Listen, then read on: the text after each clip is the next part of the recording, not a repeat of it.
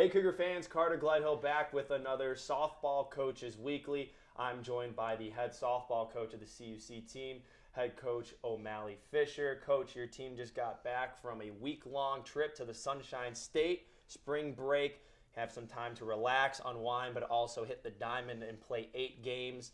Overall, during that week, how do you feel like your team responded to some adversity you had, but also just got to take time away from the cold Illinois weather and enjoy a little bit of some sunshine?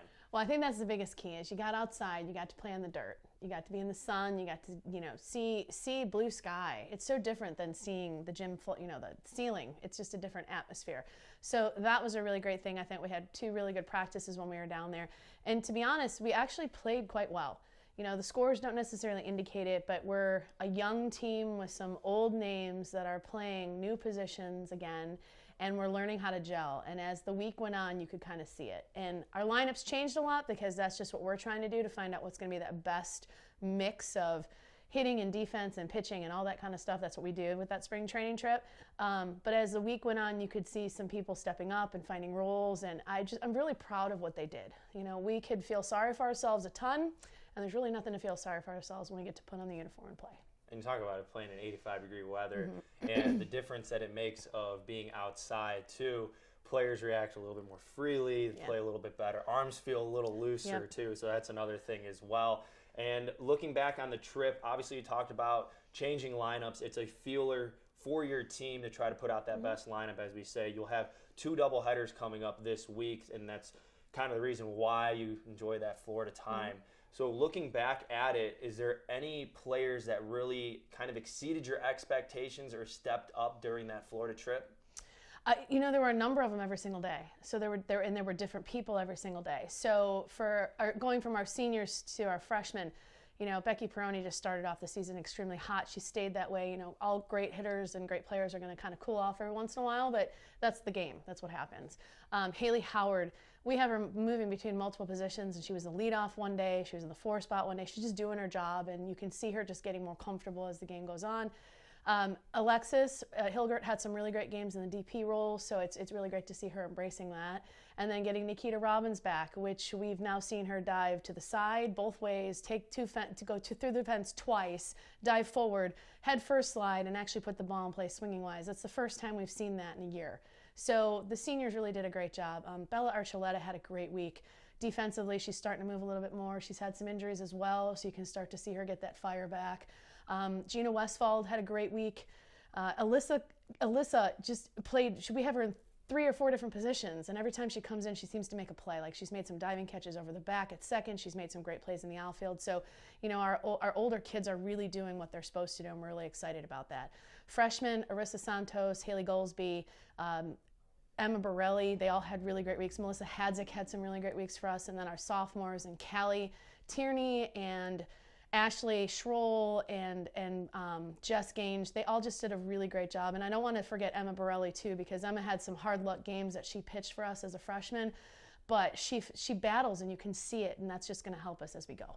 And you talked about Nikita Robbins. That was one player that caught my eye because you talked about the injury, and she's back fully healthy. At the beginning of the spring trip, she struggled at the plate, didn't record a hit, but in those final 4 games, she had 3 multi-hit games, also with 7 RBIs. So you talk about someone that can back up Peroni in the lineup. She has the 2nd highest batting average right now, leads the team in RBIs.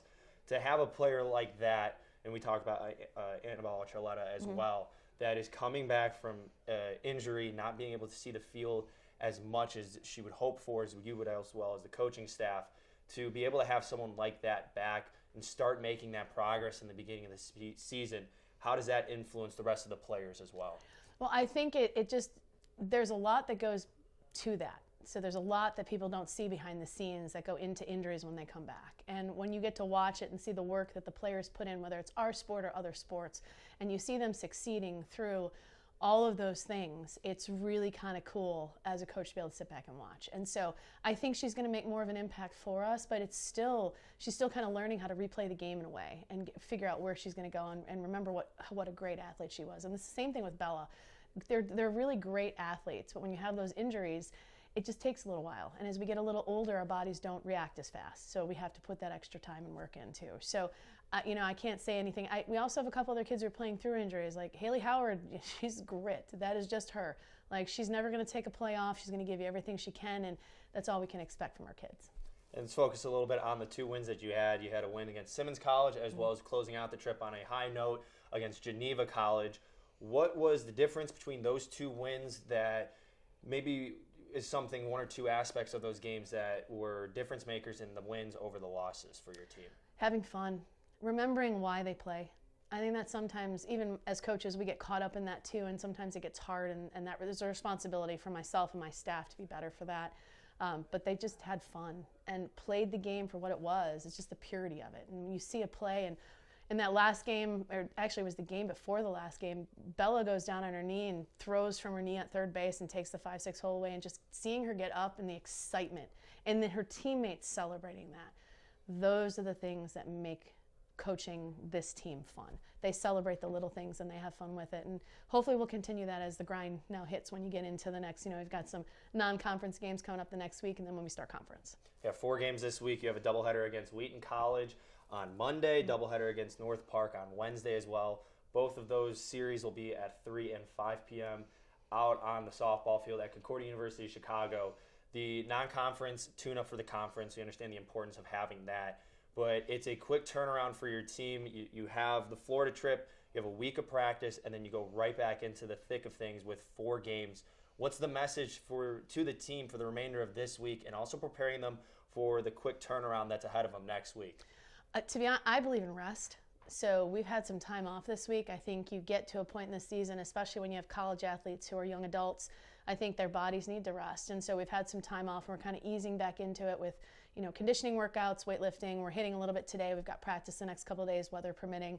And then we'll just jump into it again. I think those non-conference games are really the preseason warm-up once again. So there's thirds to the season. You got your first third, which is your practice through spring break. You got the middle of it where you're in that small letdown, and then you got conference. And those are the 3 parts that we look at all the time. So getting a little bit of rest, letting them get back into the swing of things with school as we started up again this week, and then allowing them to just kind of move into it. And we're just going to go play. We're going to give them as much information as we can, and we're just going to keep building on the momentum we had from that trip. And final question for you, talk about the building the momentum. What's going to be the next step for this team transitioning into the non-conference schedule? I think just staying consistent. And some of that consistency is making sure our lineup stays consistent, giving the kids that are in those positions as much opportunity to keep working through the things that they're doing. But it's the consistency and enjoying it. I think that's part of it. So I think we bring both of those together. Cougars are back in action next week on Monday against Wheaton College. First game is at 3 p.m. and then the same as well on Wednesday against North Park University. That is also a 3 p.m. start time for game 1. Be sure to come out to the game, support the team, and see Coach O'Malley Fisher and the team get ready for non-conference season here in the 2023 season. I want to thank you again, Coach, for joining me. Best of luck next week. Can't wait to catch up after the 4 games. Thank you very much. And as always, go Cougars.